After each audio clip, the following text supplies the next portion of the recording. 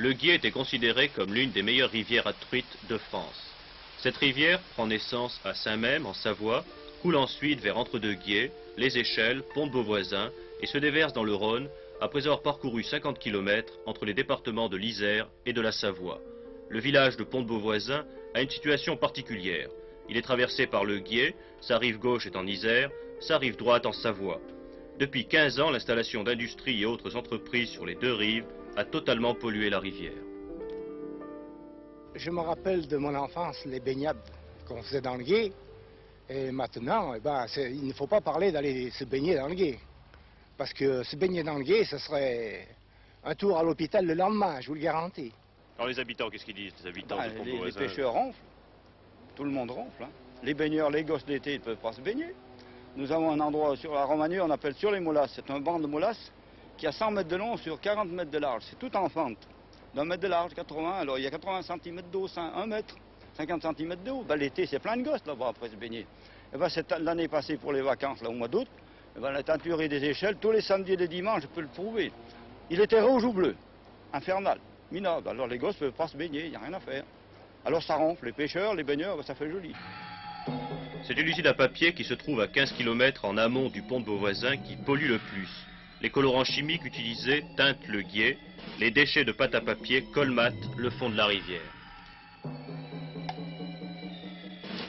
Comment expliquez-vous que la rivière prenne des teintes rouges, bleues, noires, par justement les déchets que vous rejetez dans la rivière? L'explication est relativement simple.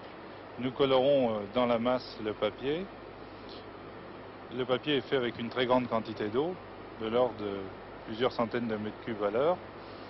Cette eau est ensuite égouttée et évaporée.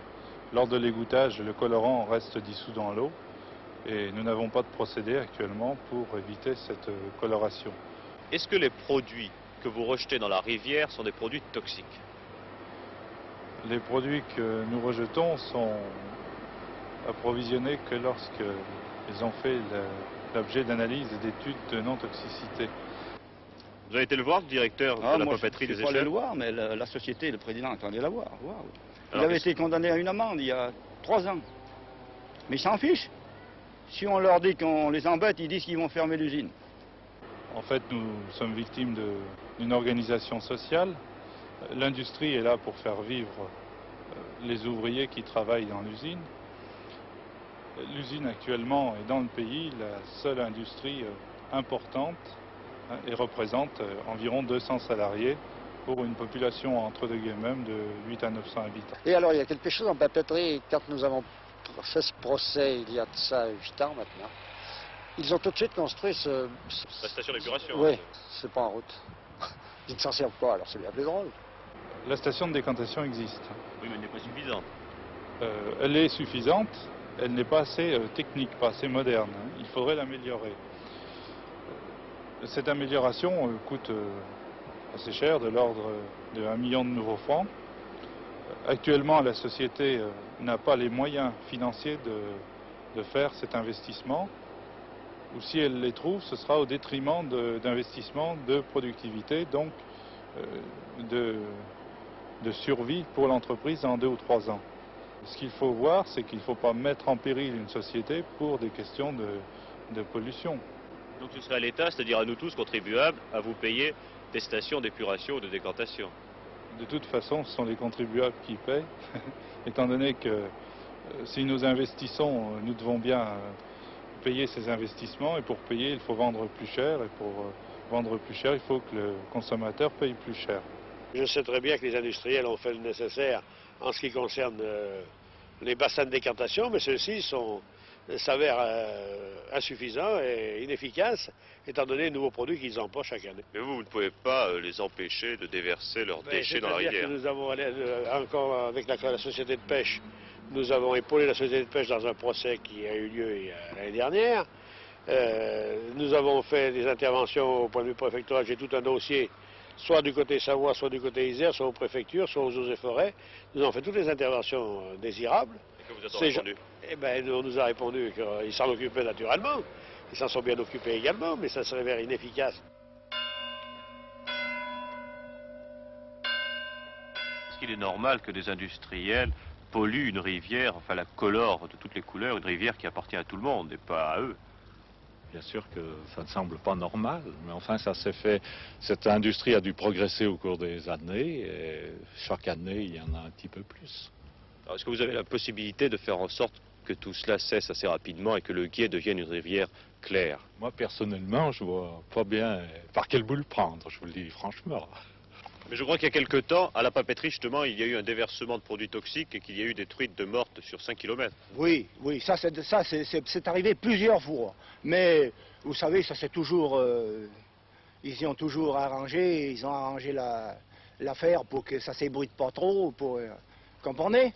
Nous, les sociétés, qu'est-ce que vous voulez qu'on fasse contre des gros Manitou comme ça? Voulez-vous qu'on fasse? Hein?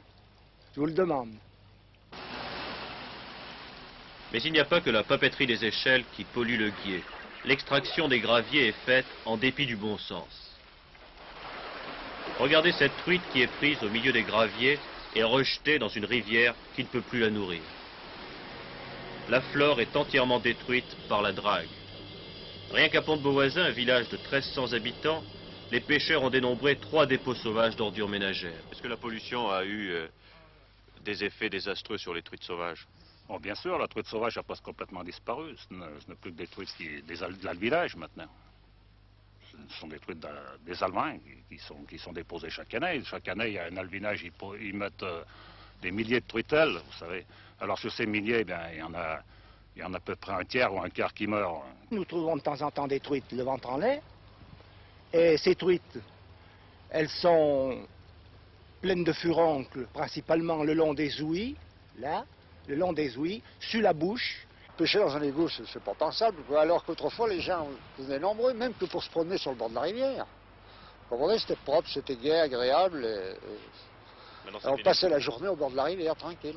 Tandis que maintenant, c'est terminé. Hein. Terminé, bien terminé. Je vous dis, même les pêcheurs n'osent plus y aller. Pour mon compte personnel, il y a 7 ans que je suis pas retourné à la pêche. Tellement ça me dégoûte. La société de pêche du pont de Beauvoisin a dénombré 14 sorties d'égouts qui vont directement dans la rivière.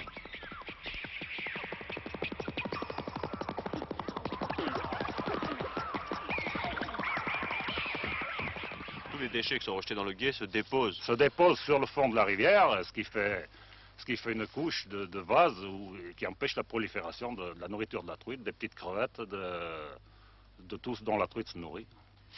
C'est dégoûtant. D'ailleurs, on n'aime pas pêcher dans une eau qui est comme ça. Moi, je n'y pêche plus. Est-ce que vous avez des stations d'épuration? La station d'épuration est en préparation, mais de toute façon, nos égouts qui sont anciens ne viennent qu'après la sortie de la ville. Mais pour le moment, notre station d'épuration est en préparation. Il n'y a plus aucune rivière. Même les plus petits ruisseaux sont pollués par les porcheries. La pollution d'un port équivaut à celle de 4 habitants. Des porcheries de plus de 1000 bêtes rejettent dans la rivière un taux d'ammoniac qui représente un danger mortel pour les truites. Ça coûte combien une station d'épuration pour une porcherie comme la vôtre? Pour une porcherie d'environ 1000 têtes de porc, il faut compter aux environs de 40 millions. Et 40 millions, vous ne pouvez pas les investir dans une station d'épuration? Nous, personnellement, nous ne pouvons pas, puisque nous sommes en train de construire une fromagerie et compte tenu d'un budget assez serré, nous ne pouvons pas. Nous avons vu par exemple qu'il y avait des porcs morts dans ce champ. Est-ce que c'est très normal ça? Ah non, absolument pas. C'est même très très dangereux et en principe les porcs morts sont enlevés par un équarrisseur. Pourquoi est-ce qu'il y en a dans le champ? Nous-mêmes, en tant que responsables de la coopérative, nous avons loué la porcherie à un industriel et nous ne nous occupons absolument plus. Les abattoirs du pont de Beauvoisin en Savoie rejettent dans le Guiers d'importantes quantités de déchets et de sang qui polluent cette rivière sur une longueur de plus de 13 km. C'est un abattoir qui est autorisé, c'est un abattoir qui se fermera sous peu sûrement, puisque maintenant il faudra tous qu'on aille dans les grands abattoirs, mais du moment qu'il y a un service vétérinaire et qu'on ne nous a pas dit de nous en aller, on reste, c'est tout. Alors tous les abats de cette viande se retrouvent dans la rivière, dans le Guiers? Ah non, les déchets, le sang, tout ça, mais les abats sont utilisés. Mais les déchets? Ben, les déchets vont à la rivière, évidemment. Nous avons vu dans la rivière des petits veaux qui étaient morts, des déchets de toutes sortes. Oui. Est-ce que tout cela est normal? La viande allait à la consommation, qu'elle n'allait pas à la rivière. Oui, mais là, nous avons vu la viande morte. La viande morte, alors ils ont eu des déchets déchets. directement dans la rivière. Oui, ils ont souvent pas beaucoup de... comment on peut appeler ça, de respect de l'environnement, les bouchers là-bas. Ils vont au plus vite, mais cet abattoir doit disparaître d'ici sans doute assez peu de temps, puisque avec le regroupement des centres d'abattage, nous allons faire partie du centre de Chambéry. En 1965, la société de pêche de Pont-de-Beauvoisin vendait 1200 cartes. Cette année, elle en a vendu 500. Et comment vous voyez l'avenir pour la pêche dans le Gué? Très très sombre, très sombre. Moi, je prends mon permis maintenant, c'est pas pour pêcher au Gué. J'ai pêché pendant 45 ans dans le Gué, continuellement dans le Gué. J'ai pris des truites inimaginables, je vous le dis. Si vous ne voulez pas me croire, demandez-le aux autres pêcheurs là, de Pont-de-Beauvoisin.